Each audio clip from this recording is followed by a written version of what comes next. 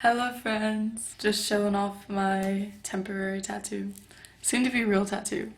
Not a dinosaur, but something else. I'm here to talk about a film that I made in 2018 called Bubblegum. Bubblegum is an LGBTQ plus film about a girl who meets a girl and likes her a lot, but is confused on what her sexuality is. I've been doing a lot of reflecting on my life so far, and I know a lot of artists aren't really able to choose a favorite piece because they say it's like having to choose a favorite child. But I think that Bubblegum is my favorite short film that I've made so far. This film has helped other people come to terms with their sexuality, which is like so crazy to me because it blossomed,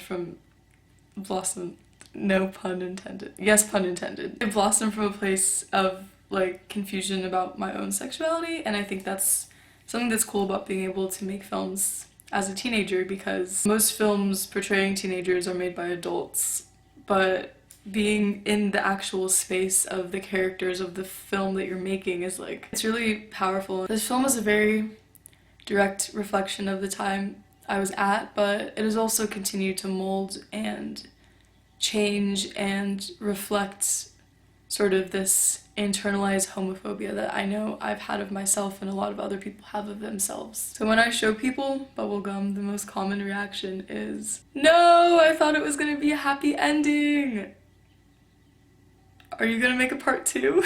And so I'm here to talk a little bit about this film and my ideas on queer cinema, and also the very high request for Bubblegum to have a part 2. One where Indigo and Blossom end up together, because I know we would all love for that to happen. So there's a little surprise at the end of this video, so stay tuned if you would like to see. Also, there's a little Blossom and Indigo action in my new film called Over the Moon, so make sure and check that out on August 18th. That being said, I don't think that Bubblegum is necessarily an unhappy ending. It definitely represents this idea that everyone is heterosexual until they're not. And I think that idea definitely causes distress, because the process of figuring out the not goes against everything that we're sort of raised to be or to think that we are. Comphet is so real.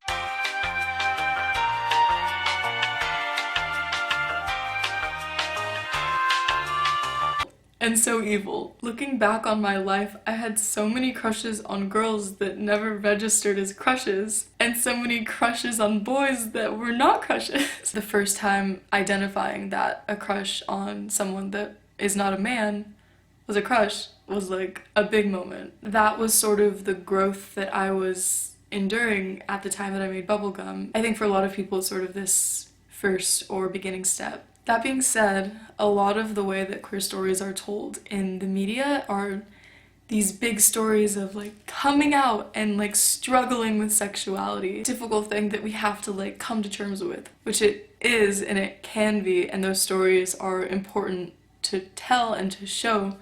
But at the same time, I don't think they're the only things that should be shown, because that alone is just a misrepresentation of what being queer is. Like, what about relationships that are healthy and well, or storylines that don't necessarily only revolve around someone's sexuality? Or what about all of the intersections of the LGBTQ plus community? Like, there are so many experiences. I think oftentimes it almost seems very black and white the way that things are shown. But yeah, a lot of queer representation has to do with queer pain. There's this video that talks a little bit more about that by this YouTuber that I love named T, so you can check that out. Of course, it is not only LGBTQ plus stories that have been misrepresented in the media, but as we know of like any person that isn't just a straight white cis male or female, usually created by males, but like, you know, this is not news to anyone. It's definitely important to acknowledge and